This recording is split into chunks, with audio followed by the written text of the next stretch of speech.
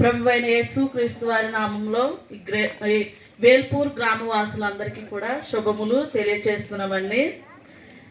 ప్రభువైన యేసుక్రీస్తు ప్రభు వారు వాక్యంలో మనం చూసినట్లయితే ఈ విధంగా సెలవిస్తున్నాడు. ఆయన ప్రేమ స్వరూపి అన్నమాట. శాశ్వతమైన ప్రేమతో నేను నిన్ను ప్రేమించుచున్నాను అని చెప్పి ఆయన సెలవిస్తున్నాడు. ఏ విధంగా ప్రేమ స్వరూపి అని మనం చూసినట్లయితే మనం ఎలాంటి పరిస్థితిలో ఉన్నప్పటికీ ఆయన ప్రేమించే దేవుడు. ఒకవేళ ఈ లోకంలో మన స్థితిగతులను బట్టి ఒకవేళ ప్రేమించకపోవచ్చు. ఉన్నత స్థితిలో ఉన్నప్పుడు అందరూ నీ చుట్టూ చేరవచ్చు. ఒకవేళ లేని స్థితిలో ఉన్నప్పుడు, ఒకవేళ నీకు బాగోనప్పుడు అందరూ నిన్ను విడిచిపెట్టవచ్చు. కానీ యేసుక్రీస్తు ప్రభువారు ఆయన ఏమాత్రము కూడా ఎన్నడూ చేయి విడిచిపెట్టడం అనమాట. అంతగా ప్రేమిస్తున్నాడు. కాబట్టి లేఖన వాక్యంలో మనం చూసినట్లయితే ఒక సంఘటన జరిగిందండి. ఆయన కొండ మీద ప్రసంగం చేసి వస్తున్నప్పుడు అక్కడ క్రింద ఒక వ్యక్తి ఉన్నారు. ఎవరంటే ఆ వ్యక్తి కుష్ఠరోగి. కుష్ఠరోగి అంటే ఎవరైనా ఇష్టపడతారండి? ఎవ్వరు కూడా ఇష్టపడరు.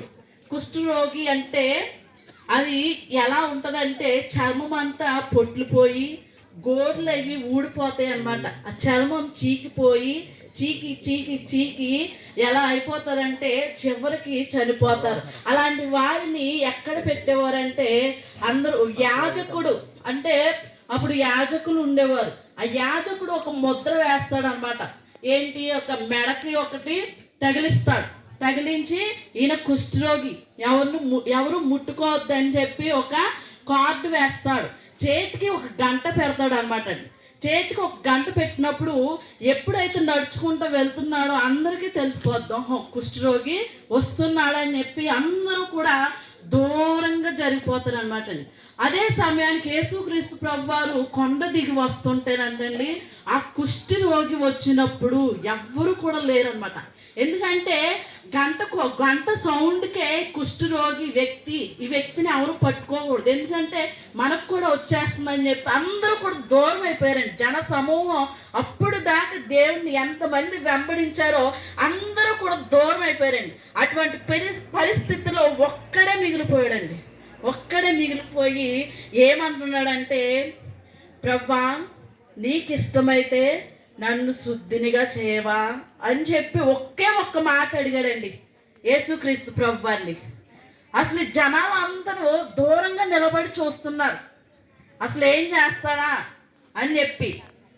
అయితే యేసుక్రీస్తు ప్రభువారు ఒక్కటే మాట ఉన్నారు, నాకు ఇష్టమే, నువ్వు శుద్ధుడు కమ్మని చెప్పి ఆయన చేయి పట్టుకున్నాడండి.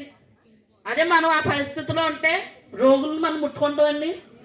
అలాంటి పరిస్థితుల్లో మనం ముట్టుకోం. కానీ యేసుక్రీస్తు ప్రభువారు అతన్ని ముట్టగానే ఆయన బాగుపడ్డాడండి.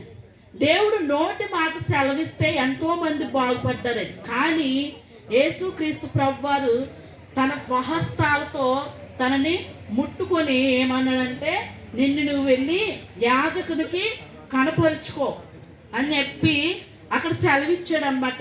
యాజకుడు అన్నవాడు ఏం చేస్తాడంటే తన మెడలో ఒక కార్డు వేస్తాడు, ఒక గంట వేస్తాడు. ఎందుకంటే ఊరికి దూరంగా పెట్టాలని చెప్పి. అలాంటి పరిస్థితిలో ఉన్న వ్యక్తిని దేవుడు బాగు చేశాడు.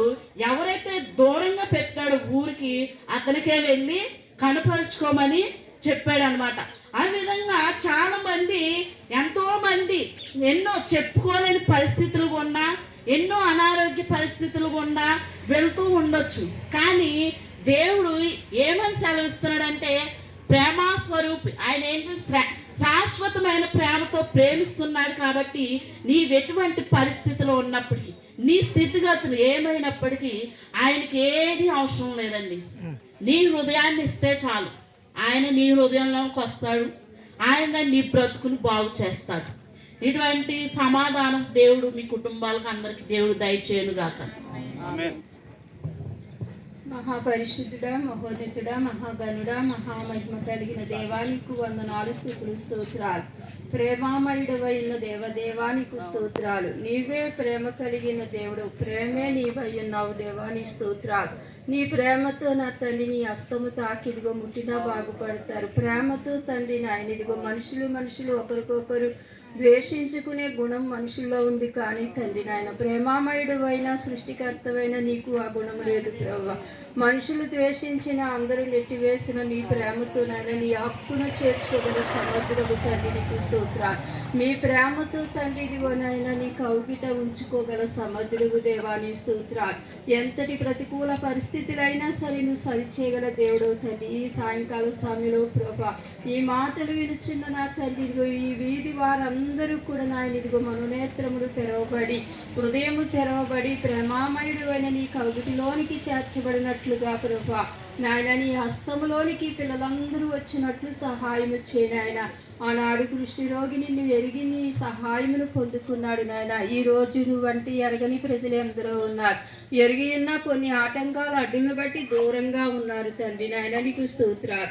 ఎరిగి దూరంగా ఉన్న ప్రభా ఎరగని పరిస్థితిలో ఉన్న తండ్రి నాయన వారిని ఆకర్షించి నాయన ఇదిగో నీ సహాయము కొరకు వేచి చూసే మనస్సును ప్రభా నీ ప్రేమను పొందుకునే కృప నాయన ఈ ప్రాంత వాసులకు దయచేయమని విత్తబడుచిన ఉత్తరములు ఫలింపచేయమని సువార్త వెనకాల నీ చిత్తము నీ ప్రణాళిక సిద్ధింపచేయమని దీని ద్వారా ఇగో శాతానికి సిగ్గు వేదన శత్వ నీకు మహిమ గ్రామ ప్రజలకు ఇదిగో ఆశీస్సులు ప్రసాదించమని యేసు ఉన్నతమైన నామములో అడిగి వేడుకొనుచున్నాము తండ్రి. ఆమేన్.